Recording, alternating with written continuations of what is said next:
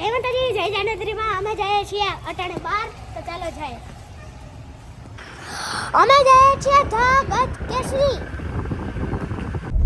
હવે ધગજ કેસરી અહીંયાથી 6 કિલોમીટર જ દૂર છે અને જો બોર્ડ ધગજ કેસરીનો.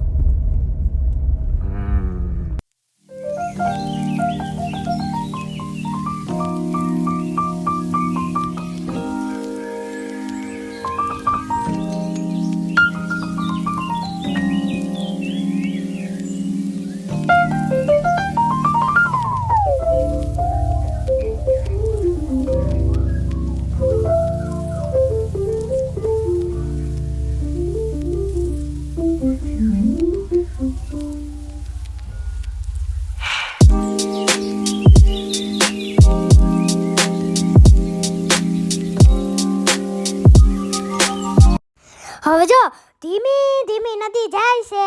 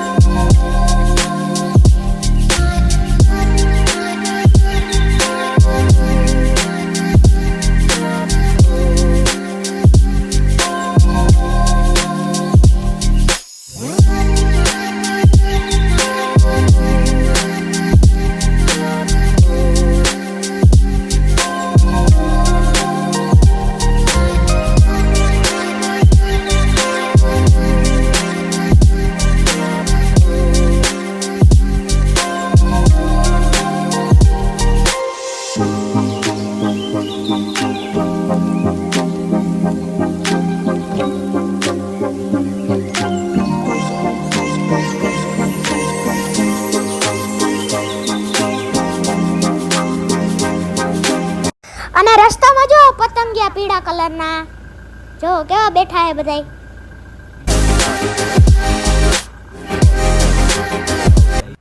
અને જો તેતર કેવી રમ્યા હે બધી તેતર.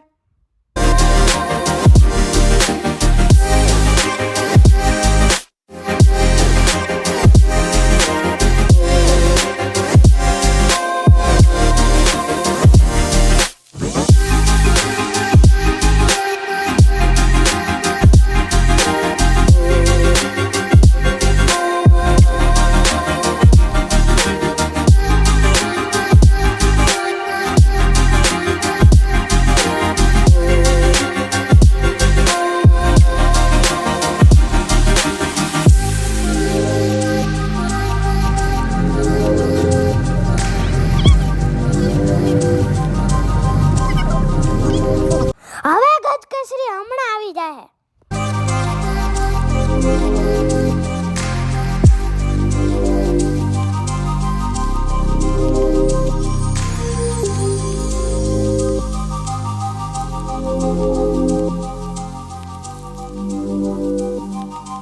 જો મિત્રો, આ પક્ષીને લાવરા કહેવાય. જો અમે પહોંચી ગયા છીએ ધગજ કેસરી. તો ચાલો તમને દેખાડું અંદરથી.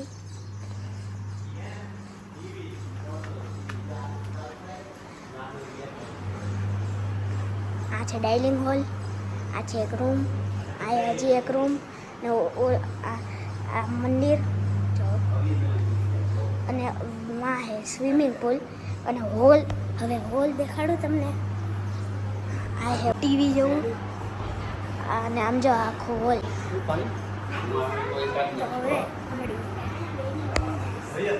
હવે અમે જમ્યા છીએ અને અદ્ભુત સ્વાદ હતો ખાવાનો તો અને અદ્ભુત મજા આવી.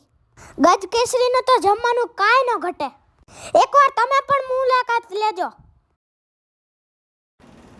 અને આમ જો આ બહારનો અદ્ભુત નજારો અને આ ધગજ કેસરીનો બેડરૂમ રૂમ જો કેવો રૂમ છે.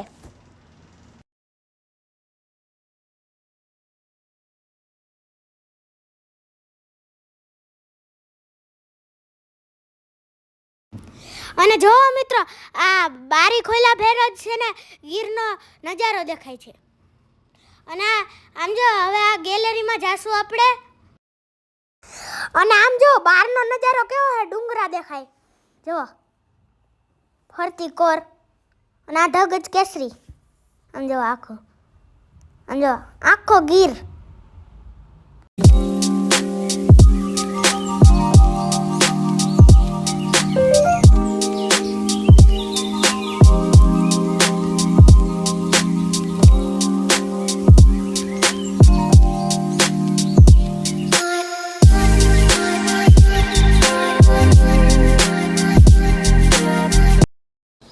આમ જો મિત્રો, આ સુગરીના માળા, સુગરી એનું ઘર કેવું સરસ રીતે બનાવ્યું હોય છે.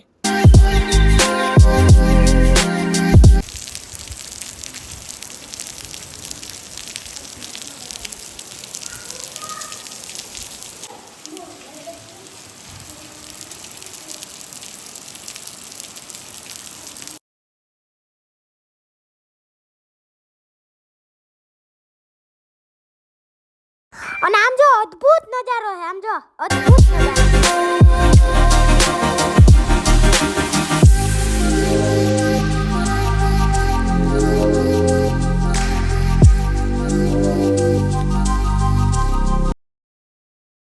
હવે અમે ધગજ કેસરી થી નીકળી ગયા છીએ.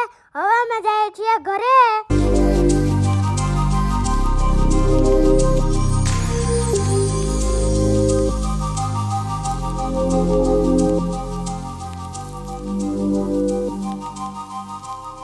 અને આમ જો એટલો વરસાદ આવ્યો ને, જો નદી નાળા ફાડી નાખ્યા.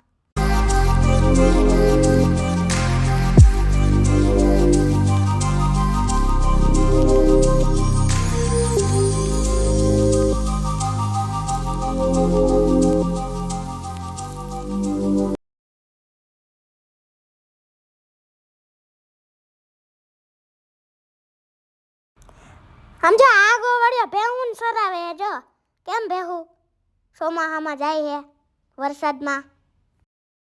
મિત્રો આ છે ધગજ કેસરીનું એડ્રેસ. તમે એકવાર જરૂર મુલાકાત લેજો. મને તો અદ્ભુત મજા આવી, તમને પણ મજા આવશે, તો જરૂર મુલાકાત લેજો. હવે મળીએ નેક્સ્ટ વ્લોગમાં.